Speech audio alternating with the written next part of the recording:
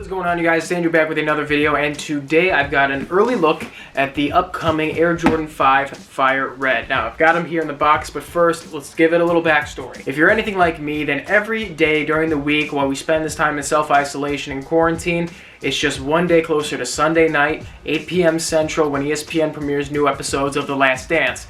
For those of you who haven't heard about The Last Dance, maybe you're not on Twitter, social media, you don't follow sports, you don't like sneakers, whatever the case may be, you're not a Michael Jordan fan, you're not a Bulls fan, no big deal.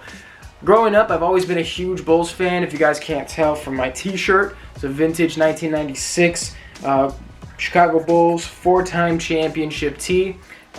No big deal. Just the greatest team ever. So for those of you who already know, for those of you who don't already know, ESPN moved the release date of The Last Dance up to April 19th. It was set to premiere in June of this year, but thanks to LeBron or somebody else, they decided to move the release date up. So on April 19th at 8 p.m., right as The Last Dance was premiering on ESPN, Nike decided to do a sneakers drop, a shock drop of the Fire Red Air Jordan 5. I can go on and on about how much I dislike the sneakers but I was really excited to get through on my size of the Air Jordan 5. It was a shoe I've been looking forward to purchasing, wasn't sure if I wanted to get them. Once I had the chance though, I got the notification, I said, let's go ahead and make this purchase. Now today is actually 10 days after the release. It took a while for Nike to send these out. Even though it was 10 days ago, they still showed up early, so I'm really excited about that. They are set, today's April 29th, they're set to come out this weekend, May 2nd. Now, I never have sneakers early on this channel. It's not something that's a common Drew Reviews thing, so I'm pretty excited about this. Obviously, Jumpman box here, black garbage bag wrapping.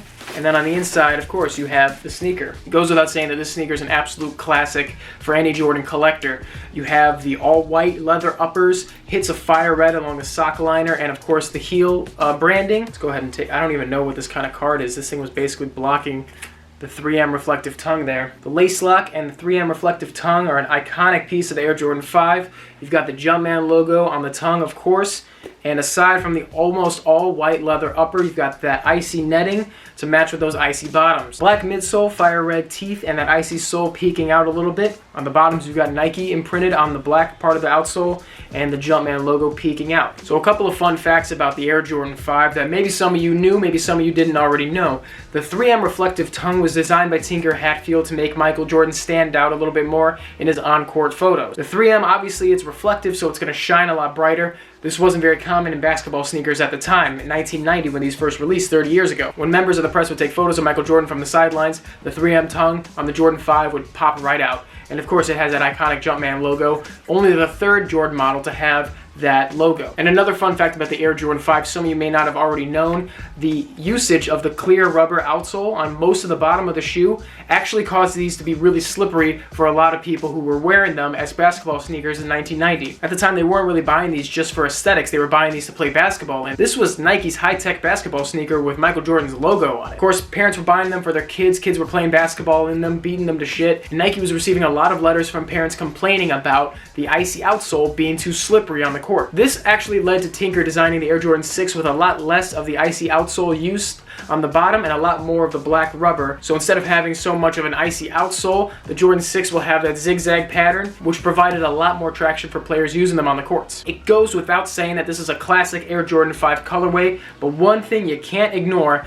is that Nike Air on the heel there. Of course, you have the Nike imprinted in black on the bottom of the shoe, but the Nike Air on the back heel is going to be the big draw for a lot of people this weekend. Now, if you're not much of a sneaker purist, this might not be that big of a detail. For somebody like me whose favorite sneaker pickup of the last couple of years has been the Air Jordan 4 black cement with the Nike Air on the heel, this little detail goes a long way for me. Now I gotta start talking about the price of this Air Jordan 5. It's $200, the same price as those black cements, the Bred 11s. $200 is not just a small amount for a lot of people, especially in this economy. You might be thinking, why would I spend $200 on a single pair of shoes? For me, I have to ask, is it even worth the price point? And I'm gonna tell you why I think it is. For starters, it's an original colorway. It's not something you see very often. Obviously, this is a shoe that's come out before. It's going to come out again, probably in the future. But aside from it being an original colorway, you have the original branding on the heel as well. Now, I'm not saying these are an identical recreation of the original Air Jordan 5. I don't have an original one to show side by side so you guys can take a better look. But what I will say is that this particular version is a lot nicer than recent Air Jordan 5s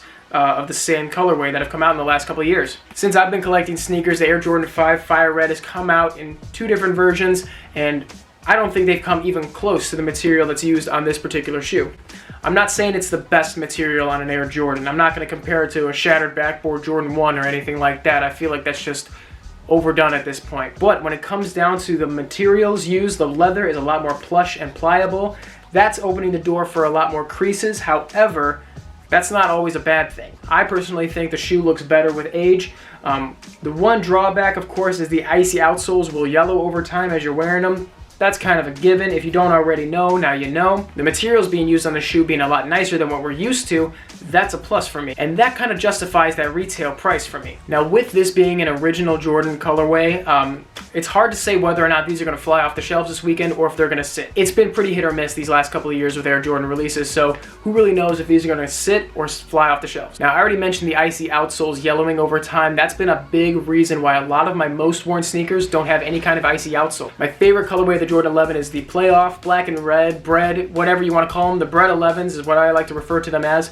And the reason I like them so much is that red outsole doesn't really yellow the same way a clear outsole would yellow. Some of you might argue that maybe it's not such a bad thing if they yellow because the off-white Air Jordan 5 is so popular. That has a lot to do with the fact that it's an off-white Jordan 5, and these, I don't even have to tell you, these are not an off-white Jordan 5. Now, not to say anything bad about the off-white Jordan 5s, but at the end of the day, I'm a sucker for original colorways, especially on the Jordans that Michael wore on the court, so I'm always going to fancy them a little bit more than some of the newer releases. And that's just my personal preference. Some of you may disagree, some of you may agree. Let me know in the comments what you guys think about original colorways versus the new releases. And getting back to that price point, that $200 is a tough pill to swallow for a lot of us, especially in this economy. Can we really justify spending $200 on an Air Jordan 5 in this economy? Who knows? You know what? What I really have to say is if you're a big fan of the Air Jordan 5, you're a big fan of the colorway, you appreciate having that Nike Air on the heel, I think if you can get your hands on a pair this Saturday, go ahead and do so. Right now, these are on StockX for I think around $250, so not too high over box price when you calculate taxes and shipping depending on where you live. But if you can get them for retail price, I highly recommend going for it. And that is where I'm going to wrap up this video. Guys, thank you so much for watching. If you enjoyed this video, comment down below what you guys think. Like the video, subscribe for more content. Shout out to all my new subscribers. I appreciate everyone who watches my videos, and I appreciate all the feedback that I get for these videos. So I really enjoy making them. Like I've said before, I'm going to keep making them for as long as I want to. And personally, I might double up on these if I can get another pair on Saturday. I really like them, and I kind of want to have a pair on ice. No pun intended. And a little side note, if you made it this far into the video, comment down below. Let me know what you guys think of The Last Dance on ESPN. Obviously, this is not a sponsored video. I don't, think I qualify to have a sponsored video for anything. Nike still hasn't sponsored me, even though I've bought a crap load of Nikes in the last year and a half. So obviously, this is not a sponsored video, but let me know in the comments what you guys think of The Last Dance on ESPN. I'm a huge fan. The show's phenomenal. Every episode seems to just get better and better. So I'm really looking forward to the new episodes coming out this Sunday. So until next time, guys, this is Andrew signing off. Peace.